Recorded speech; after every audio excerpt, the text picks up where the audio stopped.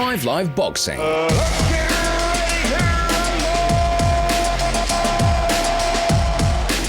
So it's big fight week in Manchester. The boxers are now on best behaviour. It's weigh-in day. It's always a special day. It's always a day of relief if you're struggling to make the weight. It's open to the public, so it'll be noisy, and there'll mostly be Liam Smith fans. Chris Eubank doesn't necessarily tend to travel with a horde of fans. He's got a big group around him. In fact, on this occasion, Liam Smith's group is actually bigger than Chris Eubank's group. So if it's about entourages, trust me, the winner is Liam Smith. Now, I don't actually know who I'm going to get hold of. Hopefully I'll get hold of Liam Smith. Hopefully I'll get hold of Chris Eubank Jr. Hopefully I'll find one or two of the other strays and waifs that are wandering around. And there are an awful lot of people wandering around. I know one thing, I'll take my microphone, I'll go backstage and I'll see what I can do and I'll see who I can get. This is the weigh-in day boxing pod. It's 5 Live Boxing and I'm Steve Bunce.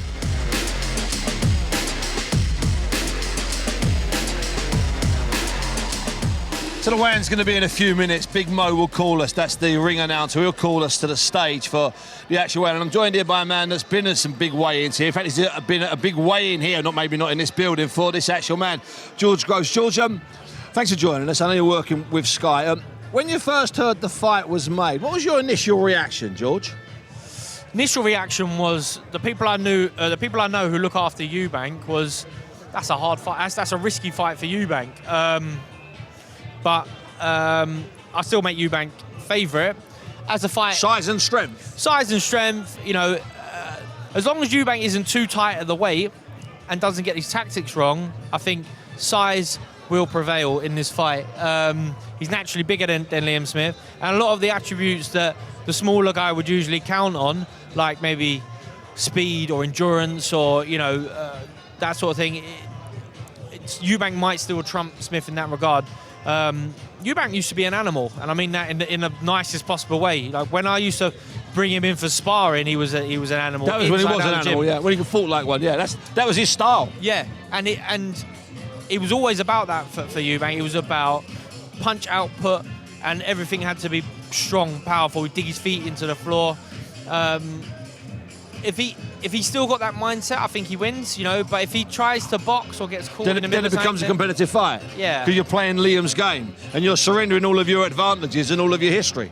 Yeah. Well, Liam, they both like to box off the front foot, and Liam will be an educated sort of a pressure fighter, and he would, you know, if Eubank sort of gives him ground and moves away, then you might lose a few rounds, you know, and Liam gets the better work off. It might end up making for a better fight, Steve. Yeah, it might be. And so often that happens. Someone fights the wrong fight, it leads to it being a good fight. Yeah, if he gets, you know, if Liam racks up a few rounds to start with, because Eubank hasn't, you know, got his act together or hasn't, you know, formulated the right game plan, then he might have to revert back to type, bite down the gum shield, close the distance, and whack away.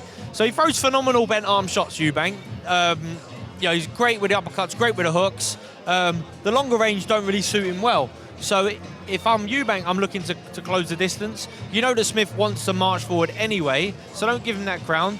Meet him in the centre of the ring, try and back him up, and try and whack away. So, yeah. So, George, when you fought him, I mean, you know, on paper it was a tight fight. You and everybody around you said, it's not.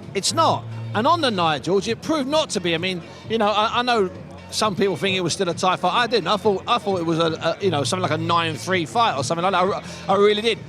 How did you make it look so easy? How did you make it look so easy to me then? And how did you stop Eubank doing what Eubank does? So, I mean, Eubank was a favourite going into our fight. That's what I mean. And certainly, it was just bizarre to me. But I'm, but that's me, innit? So, no, you know, you got to use. I mean, I use height and reach, and you know, a bit of boxing ability to negate what Eubank does well. As I say, don't get me wrong, Steve. In the build-up, you know, the concerns for me was his endurance, his strength. You know, I can't linger in the pocket and punch with him because he's always going to have more energy to throw more shots than me. So I've got to win the round clean. And if we do get into an exchange, I've got to finish the exchange and break out. And that might be what Liam Smith has discovered and what he's planning to do. So when they do come together, just finish the exchange. So you're the last man to land a punch, break away, and it looks like you're in control. And move away. So, but he's got world class engine, Eubank. Yeah. Even though I had natural size over him, I knew that digs his feet into the floor. It's going to be a tough. Literally obstacle digs to his move. feet into the canvas. Yeah. He literally buries his toes in the canvas, sets his feet, and lets the hands go. We see him fight. So we was in a tournament format. Steve, and he boxed Avni Yildirim a week before I beat Jamie Cox. That's right. And he punched from the ankles. Bit risky, but he blasted Avni Yildirim away. A great win, by the way. And it was on paper, yeah. A great win, and obviously it just absolutely sold our fight to the max, but also made Eubank a favourite because people were believing this guy digs his feet into the canvas and no one can beat him. So, I think it doesn't need to be as crude as that, but there has to be a strong element of it as well. George, listen, thanks very much for your time. They seem like they're getting ready there. We're going to be flying over to Big Mo any moment now. George, thanks very much. See you later on. Thank you, Steve. And now, ladies and gentlemen, the moment you've all been waiting for. The main event live from the AO Arena tomorrow night here in Manchester and on Sky Sports Box Office. The two men, the two former champions at the top of the bill, scheduled for 12 3-minute rounds in the middleweight division. Promoted by Ben Shalom and Boxer in association with Wasserman Boxing. Introducing first to the So scale. Eubank's finished his He interview stands with 5'9" Andy and Scott 1/2 from Sky. He'll be inches coming down now, and in theory we'll grab hold of him, maybe grab hold of Kalasawalan, maybe speak to even Roy Jones. We'll do our best. He's got to see the doctor first. Once he's seen the doctor, hopefully, once he's seen the doctor, he'll do something with us. Chris, could I just get 20 seconds, 30 seconds with you, if possible, whilst you're doing your stuff and rehydrating? I appreciate that. First of all, you mentioned there something that, I love the armband, by the way, but you mentioned there that it's no longer business, it's personal. When did that happen?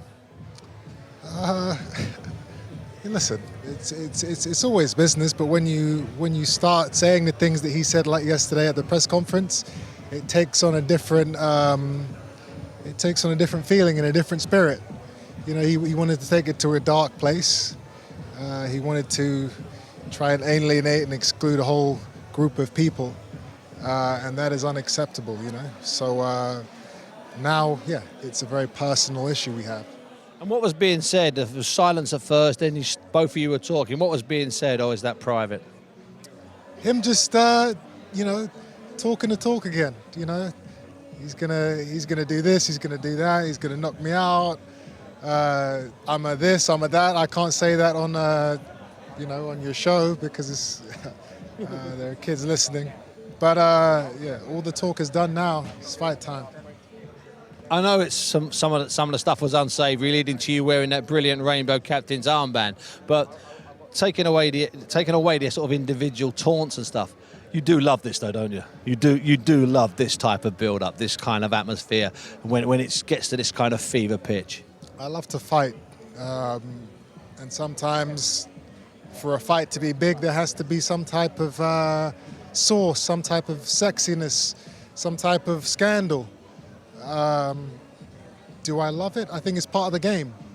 If it's going to build the fight, if it's going to get the fans interested, if it's going to put bums on seats, then that's part of the game, and this is what we do. Chris, thanks for your time. I know you've got to go off and do your stuff. Thanks very much indeed. Thanks for your time this week as well. No problem. Thank you very much indeed. So that's Chris Eubank there. He's off now, being surrounded by his people, wandering away. It's time to go. Kalasawalan here, his promoter. Kala, this has been, even in our years in the business, this has been not feisty. It's gone over some lines to build up to this. I mean, it's made it what it is, but it has been very lively. Yeah, Bunce, but you and me have been involved in a few build-ups over the Absolutely. decades. I would say we started off with a very authentic build-up. A man from the north against a man from the south who just simply didn't Contrasting get on. characters. You got the hard northerner against the flamboyant southerner. Look, they said some things that were, especially Liam, who yesterday said some things that I think were personal. And Junior reacted to those, and it is now a personal one. Like I said, this is a sort of contest and conflict of characters that you see in the workplace every day. Yeah. You have in companies you have people who are more flamboyant. I mean, you're looking over there, my producer. I feel the same way about him sometimes. I really do. I've got the same with my brother, actually. but and sometimes those things step over the line. Absolutely. The great thing for us as the public, whether we're the media, the promoters, or we're the fans, we will watch a fight on Saturday night to settle that score. Absolutely. That's not a privilege, at least by law, that people in the workplace get. So, sorry for you and the producer, you're not going to be able to go and have tear-ups in the car park now, but they're going to settle a score on Saturday. Absolutely. And from that point of view, but it's authentic. It's not, we haven't seen it's genuine, it's real. It's a real, and by the way, we've seen so often that after fights, they fall in each other's arms, and there's a special bond between fighters after 12 rounds of going at it. We will not see that tomorrow night. And I think you're absolutely right. I don't think 60 rounds they wouldn't be able to do it. And you're absolutely right. If these two guys in working in a bus depot, working in a fast food restaurant, they'd be at each other's throats. That's the way it is. Let me ask you this, and if you can tell me. If you can't, don't. You were privileged there to use that word earlier, to be on the stage when they were getting close and they were talking. Did you pick up anything they were saying, and has it got any relevance? Yeah, it's just, the usual, Liam was calling him a clown, and he said, we'll see tomorrow. Actually funny, when we do those weigh-ins, people say, what do they say? And I get so into the weigh-in, I'm looking at their eyes, because I just watch the eyes. Yeah, of course, yeah. And it was, Words are cheap. Focus, eyes don't lie. Focus. I did think that I saw something in Liam. I thought the weight was a bit harder for him to make than he was making out in his interview. Just looked a little bit drawn. If I look at from the media workout 2 days ago, he was a pound over Eubank, and if you look at the bodies, he's got a different type of physique. He's obviously a fantastic athlete as well, Liam, but it would have been a much harder weight to make that he's making out. He's had a hard 48 hours, whereas Junior has had a. I think he came a pound under, didn't he? Yeah, I mean, it's... by the way, all that talk about weights, and he's coming a pound under. There you go. By the way, yeah. And he looks good. I'm looking at his face there. I'm looking at his eyes, and I've done that half a dozen times over the last few years. It's a big event. I'm looking forward to it. What a way to launch a year, Keller. Fantastic. Very excited. So we've left the backstage area because we now have gone upstairs in the building, and there's still some of the 1,000 or so fans floating around. We're going to go into Exchange Room 4 and see if we can grab a word with Liam Smith and some of his team. That's the best we can do. I mean, it's a full room here. Liam's here. Morning, team. Liam, can I get a couple of minutes? Liam, first of all, yesterday was a conference. We put that aside. Today, you're up there with him. What was being said between the two of you? No, we just had a little, just a statement to Chris for some of the stuff he said yesterday, and then it took a little bit personal, so it just got a couple of words got said, nothing like yesterday, so it's gone now. And with you. I want to talk to you even last week and certainly yesterday. You were ready to fight. You were ready to fight. You're now at that point. What happens between now and when you get in the ring in 30 hours time? What happens? Just talk me through what happens in this 30 hours. Just chill, rehydrate, relax. Obviously, socialise with the people I'm with, and just rest till tomorrow, and then obviously once tomorrow's here, it's fight night. And like tonight, so you'll eat a meal now. Let's just break it down because some people maybe not boxing with. So you'll eat a meal now. It's 2:00 now. Will you eat 2 big meals today? It depends, Steve. It just depends really. I'll fuel up the way I fuel up every fight, and we know how to do it properly. With my nutritionist over there, Carl. So we'll do what we always do, and I'll hydrate properly. And then it'd be and will you kip tonight? Will you sleep properly? Yeah, I'll sleep like a baby tonight. I'll sleep like a baby, Steve, like I always do. Do you think you'll sleep like a baby tonight? Look, he should do. Like I said, I think he's not. I've said this since day one. Everyone take it with a pinch of salt. The words that have been said since the start to now, the 50%, even what got said yesterday, just take it all with a pinch of salt. He's had the same many fights as me. If he's losing sleep, then he's in the wrong game. Liam, thanks for your time. Thanks very much. Thanks, man. Thanks, Steve. Thanks, people. 7 years ago, I was filming at East London Mosque when the story broke that 3 schoolgirls from the area had gone missing. They were heading to Syria to join the Islamic State group. Breaking news this morning, 3 British schoolgirls are reportedly missing. Shamima Begum was the only one of the girls to emerge from the ashes of the so-called caliphate. I've retraced her steps from the UK through Turkey and into Syria to find people who knew her and to investigate the truth of her story. What do you think people think of you? As a a danger, as a risk, as a potential risk. The Shamima Begum story, Series 2 of I'm Not a Monster. Listen on BBC Sounds. That's the main event. What I'm going to do now is I'm going to speak to. He's just come off the stage. He's just waiting. I'm going to try and get Joseph Parker as he's leaving the room. Joe, how are you? So I'm good to see you. Great to see you back. You look sharp. You look good. And I tell you what, the few pounds lighter suits you. You look very lean. Yeah. Listen, we've been training hard, and we're putting the work of Andy and Morecambe, and we're training for Christmas and New Year's. Haven't been smashing the food or any junk food. We're very strict, very focused, and I want to go out there and have fun, but take care of business. And it's a really odd fight, this. I mean, Jack Massey moving up from cruiserweight. He's considerably lighter than you. I know he's still a talented kid. It's just a really bizarre jump. Were you surprised when his name came up? Listen, I was quite surprised. We're looking at like heavyweights to fight, but and there's lots of them. There are a lot of them. It took a while to lock something in, but he begged. He begged Boxer and Sky for a fight. Well, why is that, Joe? I mean, I just don't, because you're not. I'm saying this in front of you. I'm your friend. I like it. Yeah. You're not over the hill. You're not finished. You're a massively established top 10 heavyweight. Yeah. And he pushed for the fight. He pushed for the fight. So it's not like, to be honest, I'll give him credit because he's got balls to come into heavyweight and fight someone in the top 10. I feel like I'm going to give him a hard night's work. That's what I feel like for this fight. And there's no danger, is there, Joe, of you maybe underestimating him, is there? You're too good a pro for that. Tell me you are. The Joe Joyce fight was one of the hardest fights. I feel like I'm more focused in this camp, just because coming off that loss, not going and doing activities like bowling and playing pool and golf and all that. I've been focused, gym, home, gym, and I'm treating Jack like he is the champion of the world. And I've got to ask you about those unbelievable pictures you post of your family in these exotic locations down in the South Pacific. Without a doubt, of all the fighters I've known and all the fighters, your post-fight holidays are unbelievable. It's the best, and we're planning another one after this fight. And hopefully it's a win. Day. It's a win. Yeah. Well, you can come down to New Zealand. One day, without a doubt. I'm in New Zealand with you. I'm in the South Pacific with you because that's just unbelievable stuff. You are more than welcome anytime. We will look after you. I know that, Joe. Thanks very much indeed. Enjoy yourself on Saturday night. Thank you. Joe's gone off to do other stuff. He's with different people from his Morecambe family, and Andy Lee's here. Andy, I get the feeling with Joe Parker, and then it might seem odd because he's been around and he's done a lot already, but we've still not maybe seen the best of him, Andy. Do you think that could be the case? Yeah, I think there was nice progression between the first and second Cesaro fight, and really honest, I never wanted the Joyce fight because I know what Joe's capable of and the ability he has, and he hasn't reached his full potential yet. How crazy is that? He's been a world champion. He's been 12 rounds with this guy, 12 rounds with this guy, 12 rounds with this guy. So now we're in almost a rebuilding again, and trying to pick up where we left off with the Cesaro 2 fight, but also learn from the experience of the Joyce fight. Yeah. That was a hard fight. I mean, it's a hard and grueling fight, and I know Joe doesn't make excuses, but I also know he was quite poorly a couple of weeks before that fight. That's not an excuse, that's a fact.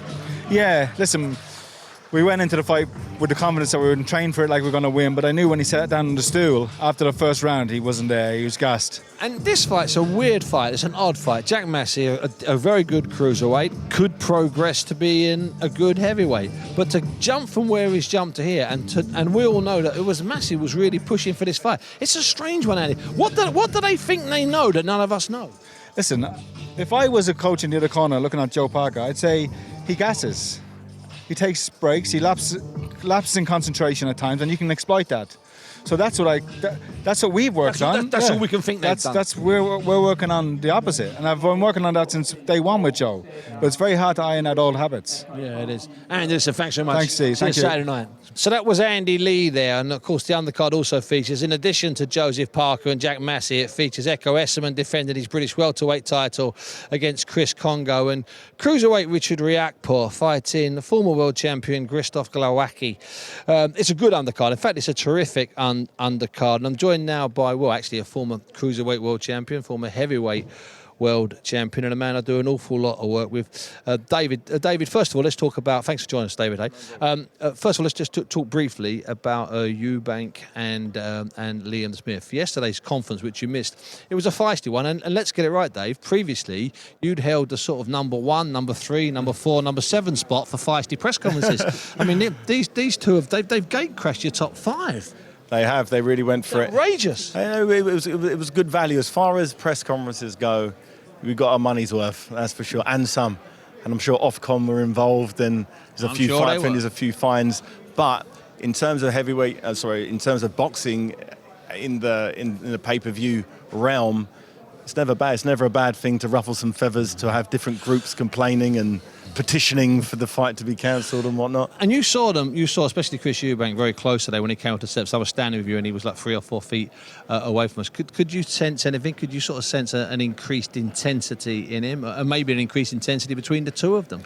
Chris looked super cool. He seemed like he's not that fazed by it. Liam, on the other hand, seemed charged. This is his moment. This is the one I spoke to Liam afterwards, yeah, and he's, I'll rephrase it maybe and say he's ready to fight now, right now. Exactly, and that can be a bad thing. You only have so much energy per day. You can expend it, you can lose it. You can use it thinking about your opponent, thinking about different strategy, thinking about what to say, and none of that matters. The only thing that matters is tomorrow when the first bell rings.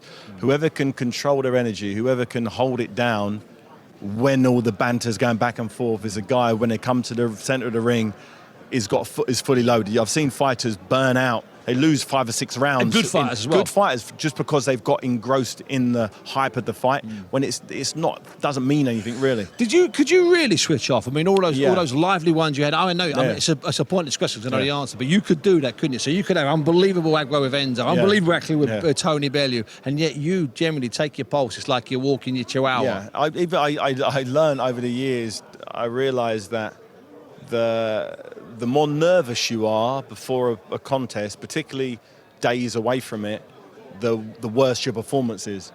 And the least you think about the fight, the better I used to fight. I used to say, I'm not going to learn how to slip a jab by thinking about it for 2 days before the fight. I know how to slip a jab. I do it in sparring, I do it in training. So don't worry about it. What's going to happen in the fight is going to happen in the fight. And if you're going to talk tactics, just talk tactics, but don't get yourself emotionally connected with it until you're in the ring. Even in the change room, I'd go for it. My heart would only start going when I get up the steps to the ring and I look round and I'd step into the ropes. And then once I'm stepped in, I choose to switch on. But up until that point, my heart rate wouldn't be any higher than it is now. And finally, Dave, how do you see it going? How do you see this fight panning out once the bell sounds? I think Chris Eubank Jr. is an exceptional fighter. I don't think he's been able to express how good he is. He had Saunders and Groves, both very good fighters in their own right. And he didn't disgrace himself in either. If you watch the last 2-3 rounds of both of those fights, you'd think Chris was winning. Yeah. So it's obviously a pacing issue. He's not good enough. He just paced himself incorrectly in both of those fights and was outmaneuvered. He wasn't beaten. He wasn't a beaten man, hobbling away from the ring. No, he's got outmaneuvered and outboxed. So you can work on that, and having Roy Jones Jr. and Ronnie in his corner, he's got a wealth of experience from inside and outside of the ring. So I'm expecting him now to go in there fully loaded, because Liam is the guy to really bring the best out of him. Chris needs people. I think the Liam Williams fight wasn't last February. I don't think that will be enough to get him through this fight. That performance. Yeah. I don't think it's got to be a better one. He's going to have to step it right up. Maybe that was him on 50-60%. Well, he's going to need more of that tomorrow night. Yeah, he's not on 50. David, thanks so much for your time. Problem. By the way, you're never on 50%, son. Just when you look like you're relaxing, suddenly you get the microphone and you switch up to about 79 to 93%. There you go. I'm always on. It's always under there. Dave, it's always a pleasure talking to you. Thanks very much, Dave. Thanks, Dave. So David's gone back to a massive line of people that need to talk to him and ask him different questions, and they'll ask him about every single fight. No, we just asked him about specific fights. It's thinned out in here now. It's empty.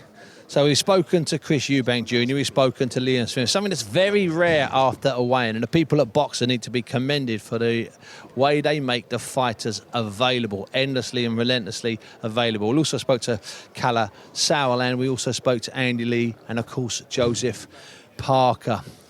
The fight's happening Saturday night in Manchester.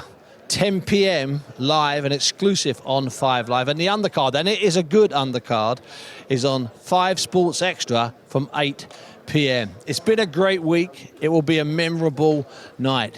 And it's only January. What a start to the year. I've been Steve Bunce, and this has been 5 Live Boxing. Let's get ready to rumble! 5 Live Boxing.